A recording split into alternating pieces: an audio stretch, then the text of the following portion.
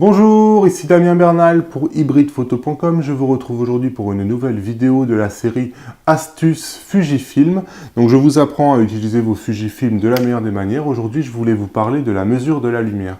En effet, il faut savoir que de base, sur nos Fujifilm, la mesure de la lumière est toujours faite au centre, sur un collimateur de taille standard. Vous savez, on peut changer la taille des collimateurs, donc c'est ni le plus petit ni le plus grand, c'est celui du milieu.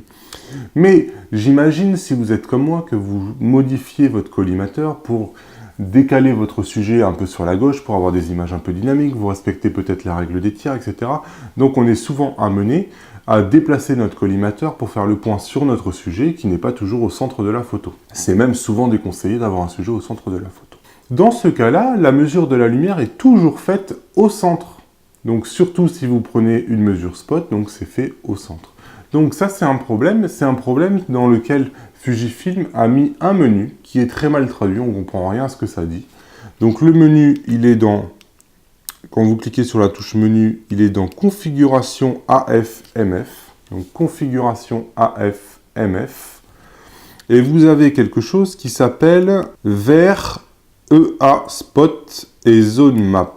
Donc en anglais, ce menu-là s'appelle Interlock Spot AE et Focus Area. Donc si ça avait bien traduit, ça aurait été lier la mesure spot de lumière donc et le collimateur de focus. Donc qu'est-ce que ça veut dire? Ça veut tout simplement dire qu'au lieu de faire bêtement toujours la mesure de lumière au centre, votre mesure de lumière va être faite là où vous avez mis votre collimateur. Dans 99% des cas, là où vous avez mis votre collimateur, c'est là où vous voulez que votre sujet soit bien exposé. Si vous n'avez pas mis votre collimateur au milieu, c'est pas pour qu'on fasse la mesure de lumière au milieu. C'est un paramètre du coup que vous devez mettre à oui dans ce cas-là. Si vous le mettez à non, la mesure de lumière se fait au centre. Voilà, c'est un des paramètres les plus importants à connaître, je pense.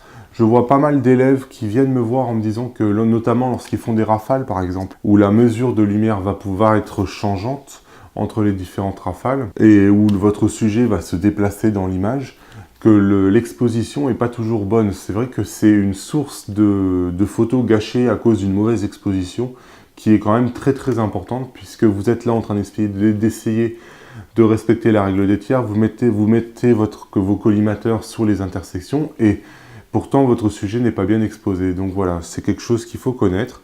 Vous allez là, vous cliquez, vous le mettez sur oui ou sur non, selon ce que vous avez envie de faire, mais sachez que ça existe. Allez, cette vidéo est terminée. Si vous l'avez appréciée, écoutez, appuyez sur le pouce levé pour m'encourager.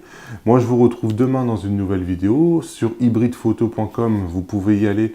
Je vous fais des articles régulièrement donc sur les hybrides. Pourquoi choisir un hybride? Quels sont leurs avantages? Quels sont leurs inconvénients?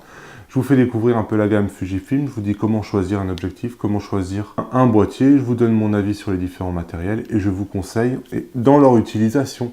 Voilà, il y a aussi bien des vidéos que des articles, mais écoutez, moi je vous retrouve demain dans une nouvelle vidéo. Allez, ciao!